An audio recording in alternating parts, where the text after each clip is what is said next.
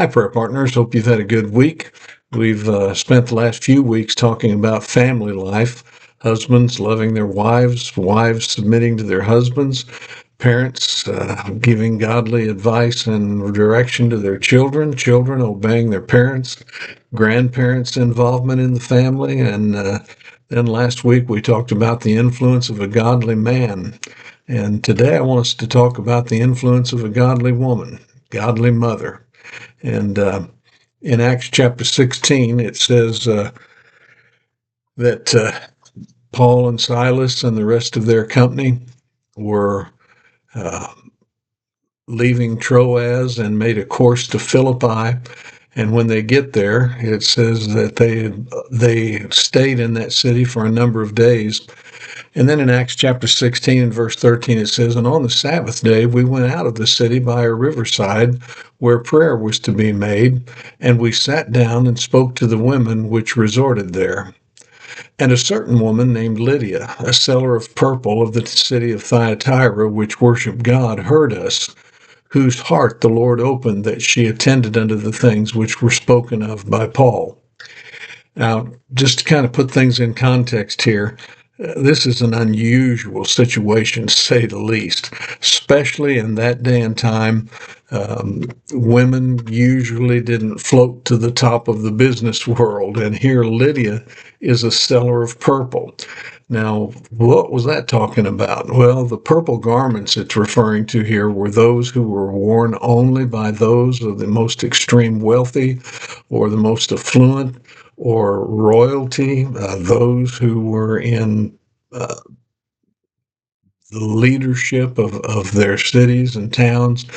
And the reason that purple garment was so expensive is because it was extremely labor intensive to make. They had to find a little sea snail, kind of like, and they would cut that shell open, take the little worm out of that shell, and they'd make a little incision at the back of the head of that worm and drain the spinal fluid, I guess, for a better word.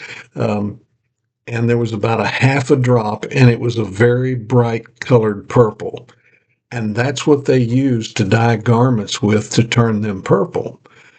But it took thousands and thousands and thousands of those shells just to get enough purple dye to dye a garment with. And that's why it was so expensive, and only royalty and nobility could afford it. And Lydia is in that business of getting all of the material, the garments, of having someone harvest all of those snails, somebody to get the purple fluid out of them, somebody to dye the garments, somebody to sell and market all this stuff. And Lydia was the one who was in the midst of all of that. And so she would have had a number of employees working for her. And it says there that she was in the habit of going to the riverbank and worshiping God. She never doubted that there was a God. She spent time investigating, worshiping Him. But then it says on that particular day, it says that her heart was opened by the things that Paul spoke of. In other words, she went from just knowing about God to knowing Him personally through Jesus Christ. Her life was drastically changed. Now, stop and think about this for a minute. To be a successful businesswoman in that part of the world in that day and time, she had to be a very no-nonsense type of lady. One who was good at giving orders and telling people what to do and not taking any guff off anybody. And she was about the business of running the show. And I imagine she had a very strong personality, not only in the business world, but also within her family and her own home. But yet something happens that day down at the riverbank, and her life is changed. And it says there that when the Lord opened her heart, then the next verse, verse 15, it says, "And when she was baptized," in other words, that very first step of obedience in the life of a believer. It wasn't the baptism that saved her, but that was just merely an outward expression that her life had been changed. And it says that when she was baptized, now here's another interesting point, when she was baptized and her household. Now, notice it didn't refer specifically to her family, but her household. She probably had a number of employees that she took care of and were servants in her home. I mean, to order or to run a business like that, she wouldn't have had time to do the cooking, cleaning, laundry, those kind of things around the house. And she's probably got a bunch of servants herself. And, but it says there, she and her household, she besought Paul and those, saying, "If you've judged me to be faithful to the Lord, come into my house and abide there." And she constrained us. Now, it says in some of the earlier verses, there's Paul, Silas, Luke has joined up with them. A number of other people are on this missionary endeavor, and she takes all of them into her home to feed them, to house them, to take care of them while they're there in Philippi. Can you imagine what it was like when Mom got home from the riverbank that day? Families used to her going there to pray, but what they're not used to her doing is showing compassion, showing kindness, showing tenderness, inviting people to come and stay at their home free of charge. And when she gets back from the riverbank that day, I'm sure her family were wanting to know, who is this lady and what'd she do with our mother?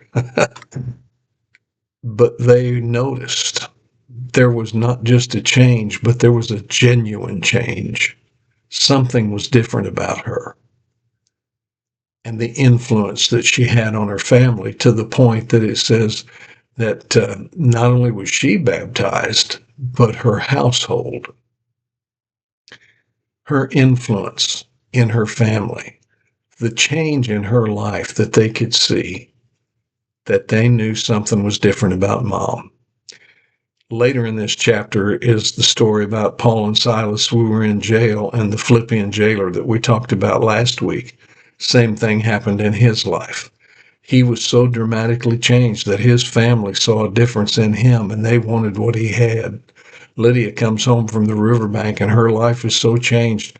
Her family, her household, all of her servants, they saw there was a change in her and they wanted what she had. And moms, wives, ladies, I believe it's the same today. When God gets a hold of our lives and changes us, people are able to see that there's something different about us. And the influence and the impact you have on your families, the people you work with, the people in your neighborhood, the people you socialize with, they can see there's a difference. But what they need is not only to see a difference not in just you ladies, but also in us men, in us grandparents.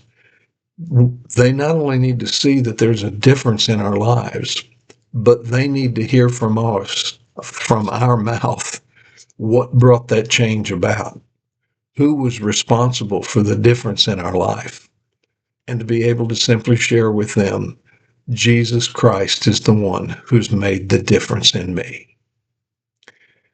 I remember when I first got saved, I knew that Jesus had changed my life. I knew things were never going to be the same again.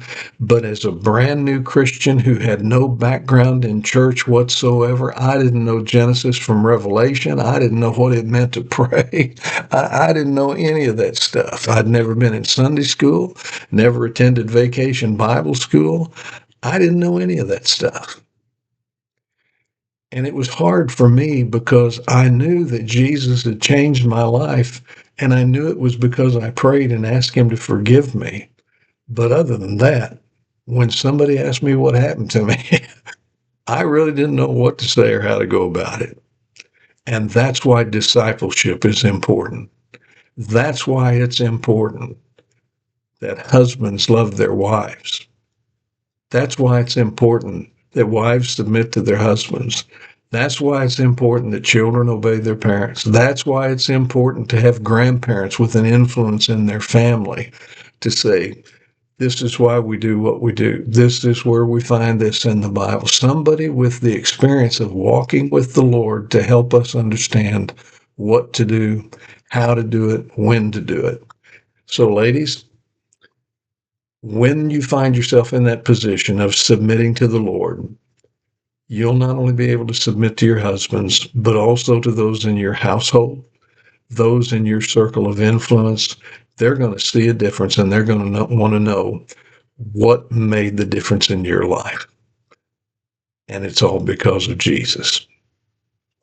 Hope you have a great week and enjoy summertime coming back. Looks like we're going to have a little bit of a heat wave here for a few days. So God bless. Have a great week.